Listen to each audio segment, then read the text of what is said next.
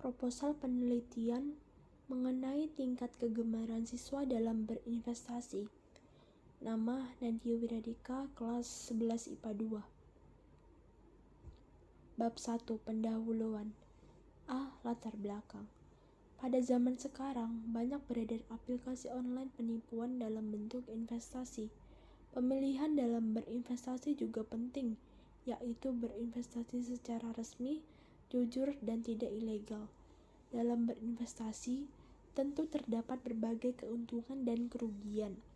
Salah satu keuntungan dalam investasi adalah untuk menambah penghasilan dan tabungan. Sementara itu, kerugian investasi dapat berupa imbalan yang tidak sesuai dengan apa yang diharapkan sebelumnya. Sehubungan dengan hal itu, untuk mengetahui kegemaran berinvestasi siswa, maka diperlukan kajian atau penelitian terhadap siswa yang gemar berinvestasi di SMA Negeri 4 Medan. Untuk itu, kajian atau penelitian dengan judul penelitian mengenai tingkat kegemaran siswa dalam berinvestasi penting untuk dilaksanakan. Rencana kegiatan ini dituangkan dalam proposal penelitian. B. Rumusan masalah.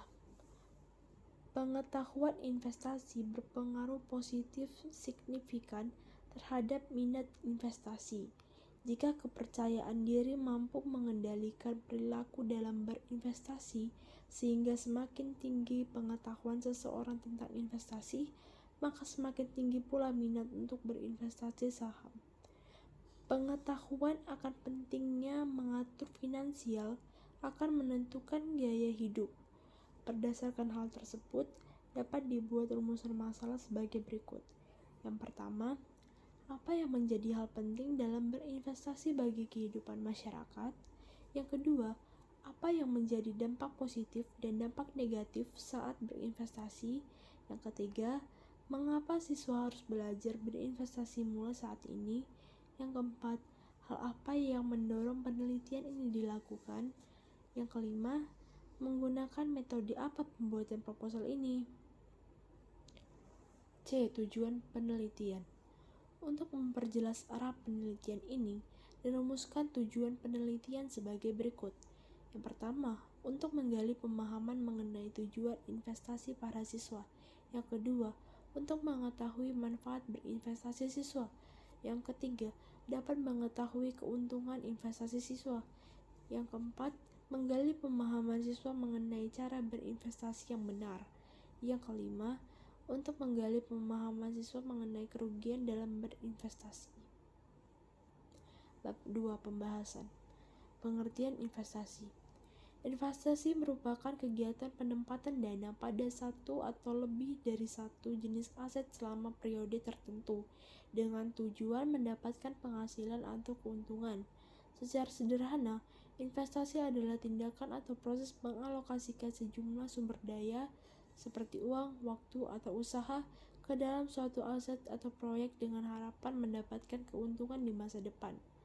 Terdapat berbagai jenis investasi, yaitu investasi saham, obligasi, reksadana, real dana, real estate, komoditas, mata uang asing atau forex, bisnis startup, dan lain-lain.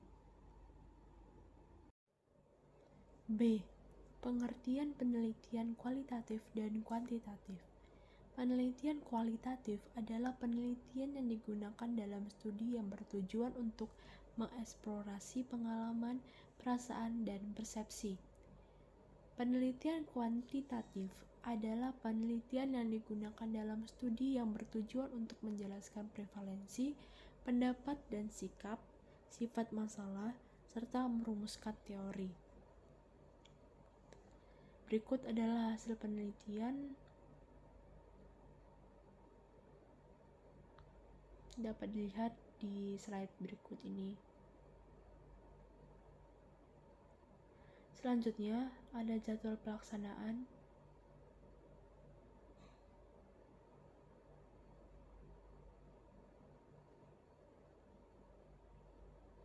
Yang terakhir adalah kesimpulan.